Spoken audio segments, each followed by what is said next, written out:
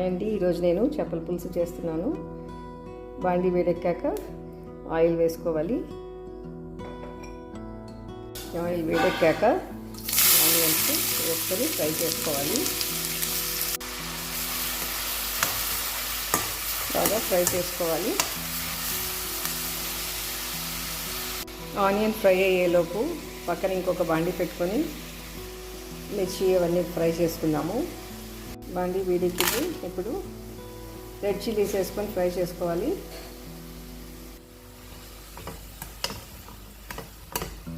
Onions బాగా fry అవ్వాలి.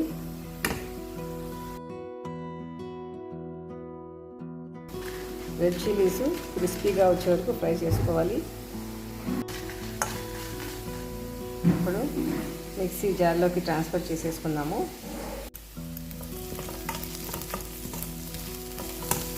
Onions fry అవుతున్నాయి. ఇప్పుడు గ్రీన్ చిల్లీస్ కూడా వేసేద్దాము. గ్రీన్ చిల్లీస్ తర్వాత కొద్దిగా కరివేపాకు కూడా వేసి ఫ్రై చేయాలి. రెడ్ చిల్లీస్ ఫ్రై అయ్యాయి కదా. ఇప్పుడు ధనియాలు, కొద్దిగా మెంతులు,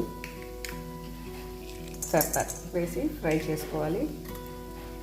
డ్రై రోస్ట్.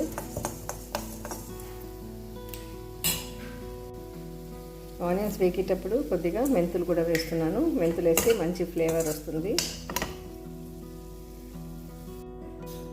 కొద్దిగా జీలకర్ర కూడా వేసి ఫ్రై చేసుకోవాలి.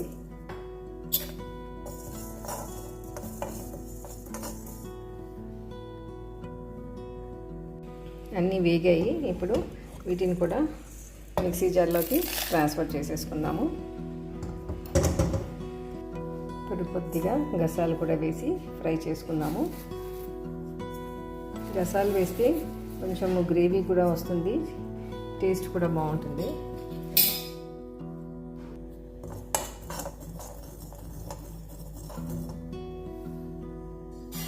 గసగసాలు కూడా బాగా ఫ్రై అయ్యాయి. ఇప్పుడు ఇది కూడా ట్రాన్స్ఫర్ చేసేసుకుందాము. ఇప్పుడు అదే బాండీలో కొంచెం కొబ్బరి కూడా వేసి డ్రై రోస్ట్ చేసుకుందాము.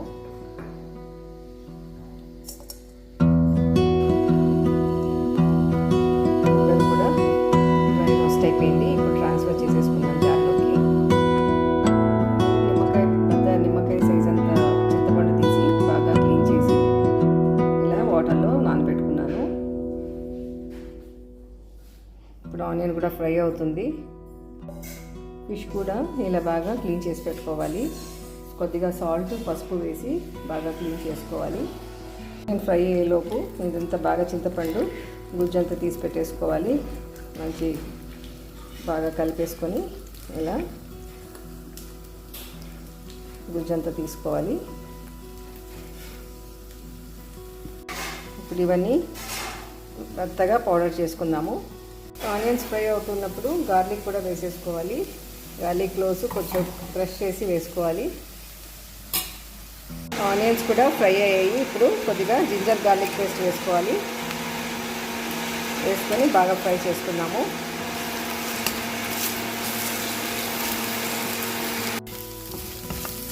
ఆనియన్ బాగా ఫ్రై అయింది. ఇప్పుడు సాల్ట్, పసుపు కూడా వేసుకొని ఫ్రై చేసుకున్నాము.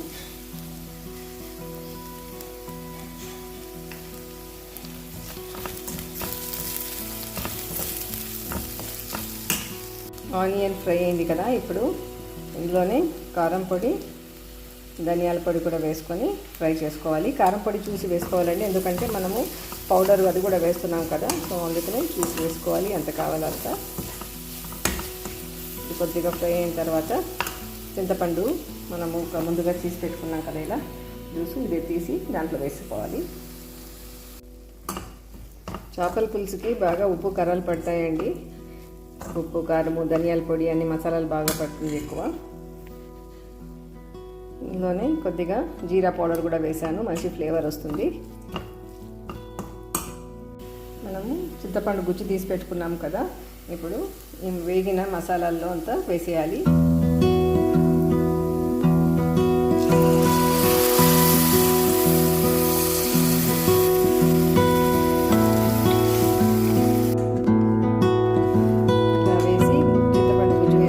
బాగా మిక్స్ చేసి కొద్దిగా బాయిల్ అవ్వనివ్వాలి.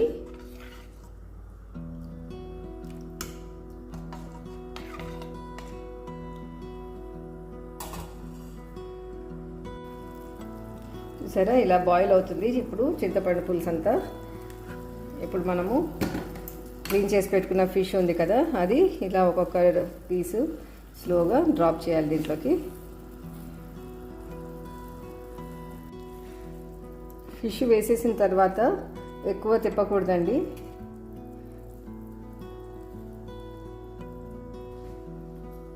జస్ట్ ఇలా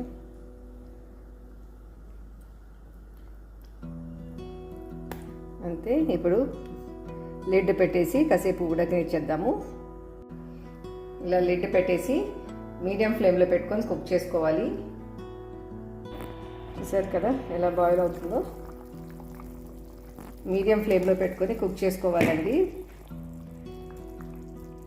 జస్ట్ ఇలా అటు ఇటు హ్యాండిల్ పట్టుకొని తిప్పితే సరిపోతుంది.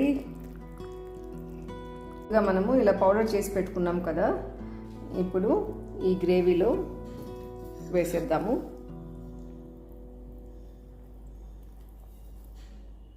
వేసి మళ్ళీ మీడియం ఫ్లేమ్లో పెట్టుకొని కుక్ చేసుకుందాము. జస్ట్ ఇలా చిన్నగా అనాలి గరిటెతో.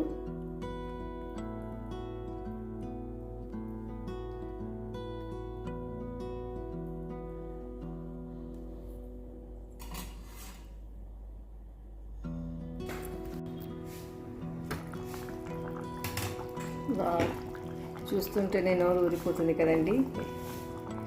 ఆల్మోస్ట్ ఫిష్ గ్రేవీ అయిపోవచ్చింది. ఇప్పుడు కొద్దిగా కొత్తిమీర పైన వేసుకుందాము. కొత్తిమీర అండ్ కరివేపాకు.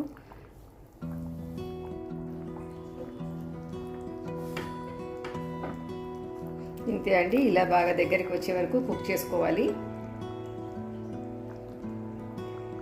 వేడి వేడి అన్నంలో చేపల పులుసు ఎప్పుడెప్పుడు వేసుకొని తిందామా అనిపిస్తుంది.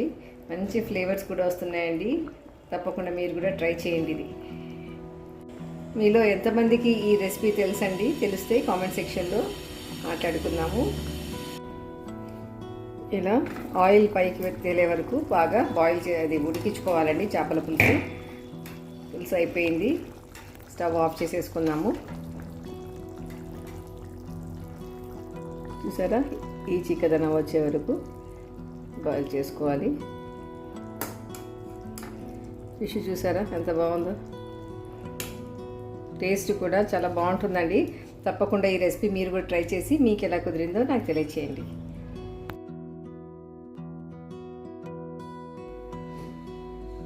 గుమగుమలాడే చేపల పులుసు రెడీ అయిపోయిందండి.